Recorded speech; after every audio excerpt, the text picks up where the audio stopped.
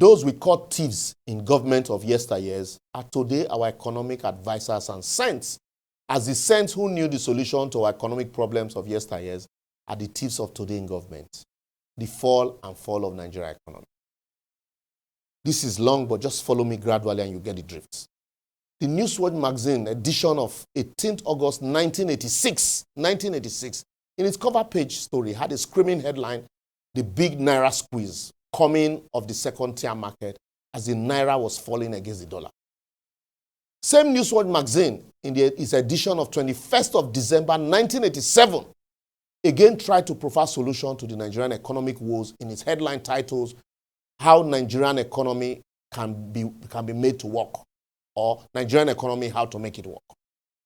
Again, in its edition of 22nd of August 1988, same Newsworld magazine talked about the mass exodus of Nigeria jackpine abroad in search of greener pastures. In its cover story, "The Great Exodus, Nigerians in Search of Greener Pastures." Some of you can remember Andrew No Check Out to Nigeria Will Survive. NEPA, A Nation in Darkness, was the same Newsworld magazine cover story of 30th day of May 1988. And we also remember during Obasanjo how we spent 16 billion naira buying darkness. On the 13th of February 1989, same Newsworld magazine in its cover story titled "Beyond Reach" wrote boldly, "Staying alive in Nigeria is getting costlier and costlier as citizens face the nightmare of the Structural Adjustment Program, SAP, and the shrinking value of the Naira." If you go further down, you will see other headlines like "Cities shut down as students protest rising cost of living due to Structural Adjustment Program introduced by the federal government of IBB."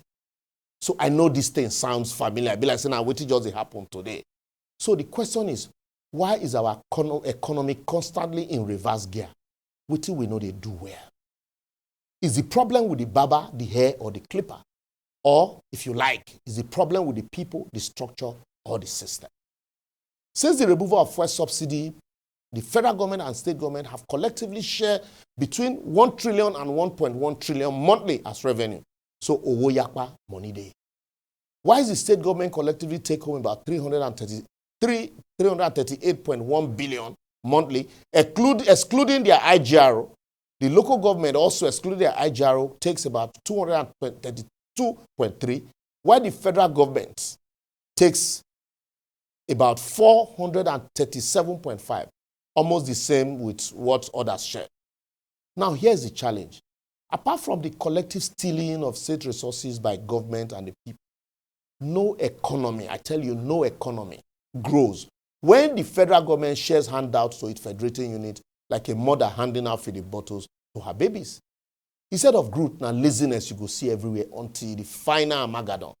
As innovation, technological advancement, and growth with enhanced capacity in job creation will be sacrificed at the altar of revenue sharing, as everybody will be waiting for allocation to share. So, for us to change the narrative, I will therefore advocate until we have independent states that can guarantee security and enabling environment for manufacturing, production, thriving agriculture and processes, where we can be next exporters of not just the crude, but our refined product.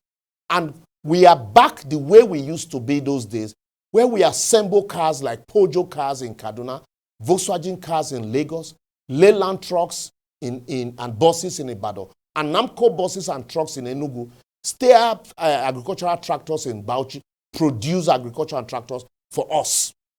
Where states will not just be assembling product, but also produce many of the components for these devices, like mentioned above. Like Vono will do the chairs, like Vono products in Lagos, which are also producing seats for vehicles, Ezide batteries in Ibadan, and Konomoto batteries in Benin, where you have Islo glasses and TSG in Ibadan. We are producing Wishade, and Ferrondo in Ibadan can also produce brake pad and disc, while Dunlop tires were produced in Lagos and Michelin tires produced in Port Harcourt. All of this from rubber plantation located in Ogun, Delta, Edo, and Rivers State. Even as we listen to radios and watch television set assembled in Ibadan by Sanyo, and then you have refrigerators and air condition bought and produced by Tamaku and Madalas, and We put on clothes proudly, produced here from our textile, UNTL Textiles Mill in Kaduna, and textiles in Edo, Aswani Textiles in Lagos, from cottons grown in Nigeria, and our water runs through pipe, produced just like Quality Pipe in Kano and Duraplast in Lagos, where our toilets were fitted with WC produced in Kano and Abeokuta. When we fly or we flew Nigerian Airways, that was the biggest airline in Africa then. The list is endless. A lot of you remember these things. So just add the ones you remember. Until our various states, not just the federal government, is able to guarantee production and manufacturing to enhance job creation, we'll only just be managing and patching the crisis until the next election as we keep postponing the evil days. Well, feel free to agree or disagree with me by leaving a comment on any of our social media platforms showing on your screen. I don't talk my own. If you like, talk, say you agree or you disagree, but let us hear from you. Election without a restructured Nigeria is a recipe for catastrophic economy. Don't say I didn't tell you. I'm not a prophet of doom. See you soon.